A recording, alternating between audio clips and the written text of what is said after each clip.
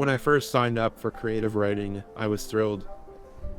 I'd always enjoyed scribbling little stories in my notebooks, and the idea of spending an entire semester earning that skill sounded like a dream.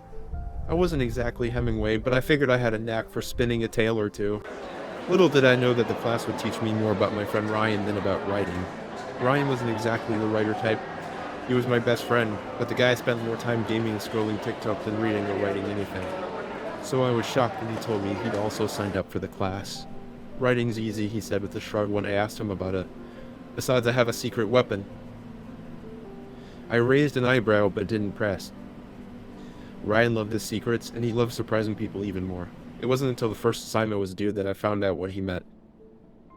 Our teacher, Mrs. Harper, was a stickler for originality. She drilled into us from day one, your stories should be your own. I don't care if they're messy or if they don't make sense, I care that they're yours. I'd spent hours crafting my first story, a goofy but heartfelt piece about a talking cat trying to start a jazz band. It wasn't perfect, but it felt like me. Ryan, on the other hand, submitted a sleek, polished sci-fi epic about a dystopian future where humans fought sentient robots for control of Earth. It was way better than I expected from him, maybe too good. After class, I confronted him. Okay, spill.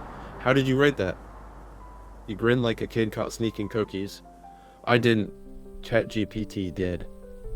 You used AI? I hissed, glancing around to make sure no one was listening. Relax, dude, he said. It's not a big deal, Mrs. Harper's never gonna know.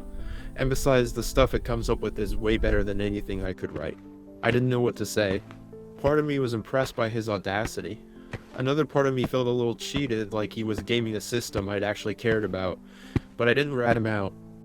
I told myself it wasn't my business. Weeks passed and Ryan's AI assisted stories kept getting praised.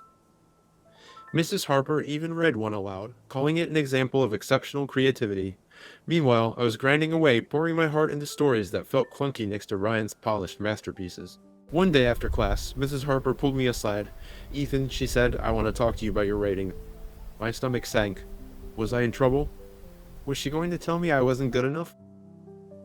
Your stories, she continued, have a rawness to them that's really special. They're not perfect, but they're real. Don't lose that. I nodded, not sure what to say. Part of me was relieved, but another part felt the sting of comparison. Ryan's stories were perfect. Mine were real. Which one mattered more? As the semester went on, I noticed something. Ryan's stories were starting to feel hollow. They had all of the right beats and twists, but they didn't have a soul. Meanwhile, I kept grinding, writing stories that made me laugh or cry or cringe, but at least they felt like mine. By the final project, I decided to take a risk. I wrote a story about a boy in a creative writing class, struggling to find his voice while his friend used AI to cheat the system. It was the most personal thing I'd ever written. When I turned it in, Ryan gave me a look. Seriously? He said, you're gonna call me out like that? It's not about you, I lied. But it was at least partly. It was about him and me and what it meant to actually create something. Mrs. Harper loved it. She said it was my best work yet. Ryan never did get caught. But I like to think that maybe, just maybe, my story made him think twice. As for me, I walked out of that class with a notebook full of messy, heartfelt stories that were 100% mine, and that felt pretty good.